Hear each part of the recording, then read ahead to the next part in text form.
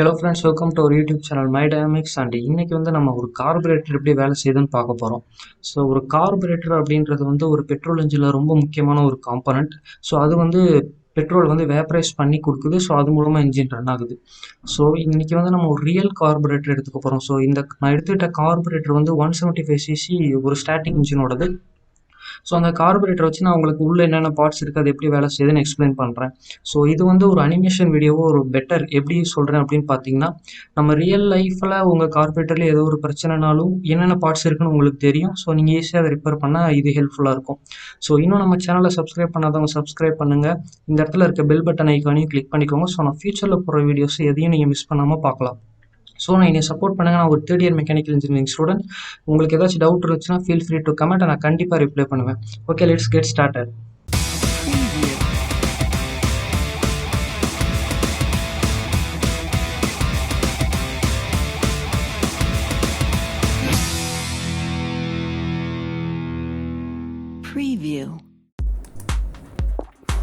Okay, இன்றைக்கி நம்ம carburettor அப்படின்ற இந்த மெக்கானிக்கல் டிவைஸ் எப்படி ஒர்க் ஆகுதுன்னு பார்ப்போம்.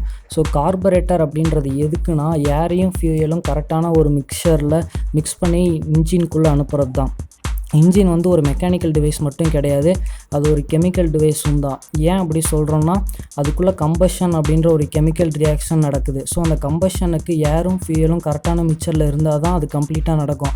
ஸோ நம்ம கார்பரேட்டர் யூஸ் பண்ணுறோம். ஸோ இன்றைக்கி நம்ம ஒரு கார்பரேட்டரை கழட்டி அது எப்படி வேலை செய்யுதுன்னு பார்ப்போம்.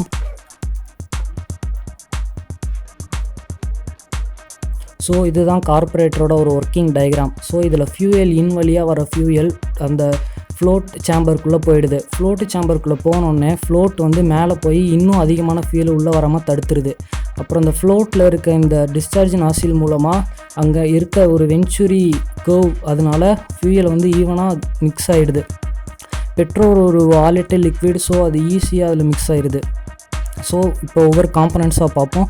இதுதான் சோக். நம்ம ஒவ்வொரு தாட்டியும் வண்டி ஸ்டார்ட் ஆகலைன்னா சோக் யூஸ் பண்ணுவோம். ஸோ அப்போ என்ன நடக்குதுன்னா, அதாவது ஏரோட ஃப்ளோ கம்மியாகி ஃபியூயலோட ஃப்ளோ இன்க்ரீஸ் ஆகுது.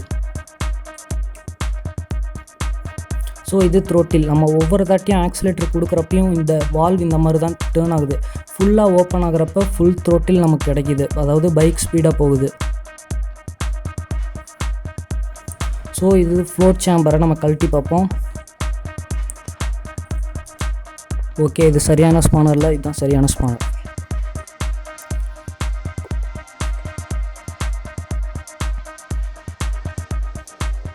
இப்போ ஃப்ளோட் சேம்பரை கழட்டினக்கப்புறம் அந்த நட்டில் இருக்க ஒரு வாசர் இது ரொம்ப முக்கியமான ஒரு பார்ட்னு சொல்லலாம். சப்போஸ் அந்த வாசர் இல்லைன்னா ஃபியூயல் லீக் ஆக ஆரம்பிச்சிடும். ஸோ இப்போ அந்த சேம்பரை நான் தனியாக கழட்டிட்டேன். இப்போ என்கிட்ட அந்த ஒயிட் கலரில் இருக்கிறது தான் அந்த ஃப்ளோட். கையில் பெட்ரோல் ஊற்றிடுச்சு.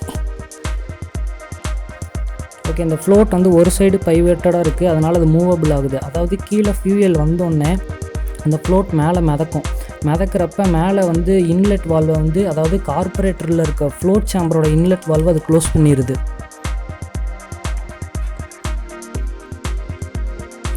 ஓகே, இந்த டியூப் தான் இன்லெட் டியூப். இது வழியாக டேங்க்லேருந்து ஃபியூயல் வருது, இந்த ஃப்ளோட் சேம்பரில் நிறைஞ்சிருது.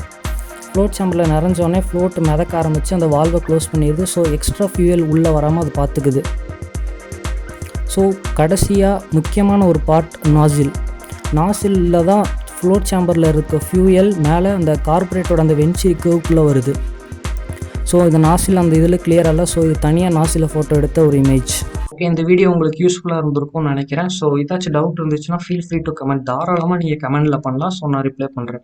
ஸோ இந்த வீடியோ உங்களுக்கு நிஜமாலே யூஸ்ஃபுல்லாக இருக்குது, மற்றவங்களும் இதை பார்க்கணும்னு நினச்சிங்கன்னா கண்டிப்பாக உங்கள் ஃப்ரெண்ட்ஸ்க்கும் ஷேர் பண்ணுங்கள். நம்ம அடுத்த வீடியோவில் சந்திப்போம். பாய்.